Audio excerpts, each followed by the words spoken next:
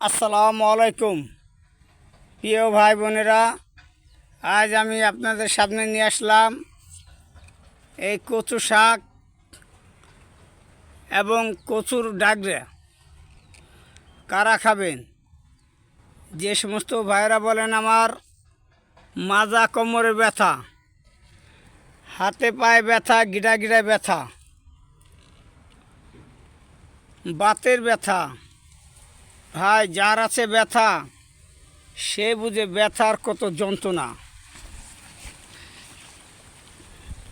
এই ব্যথার জন্য খাবেন এই কচু শাক।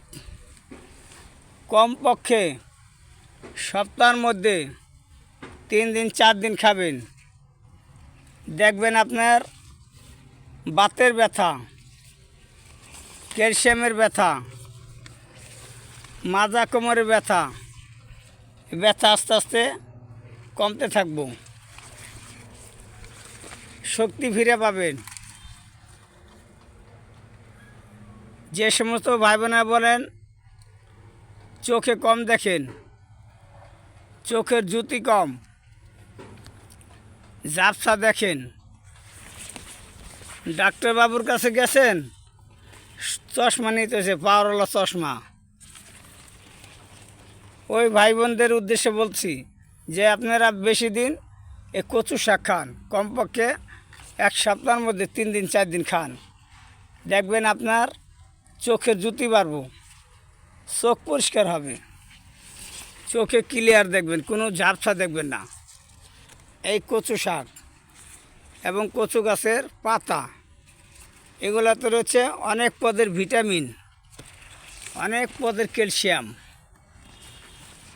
বেশি করে খান, নিজে খাবেন, আরেক ব্যক্তি খাওয়ার উৎসাহিত করবেন।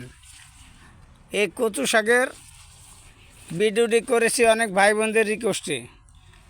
আমি আরেকটা ভিডিও করছিলাম, শত শত হাজার হাজার ভাই আমাদের এই ভিডিওটা দেখছে, শেয়ার করছে। আপনারাও শেয়ার করেন, জানি পরবর্তীতে আরও ভালো ভালো ভিডিও দিতে পারি। নিজে ভালো থাকবেন, আর এক ভাইকে ভালো থাকার জন্য সহযোগিতা করবেন। এই বলে শেষ করছি। আসসালামু আলাইকুম।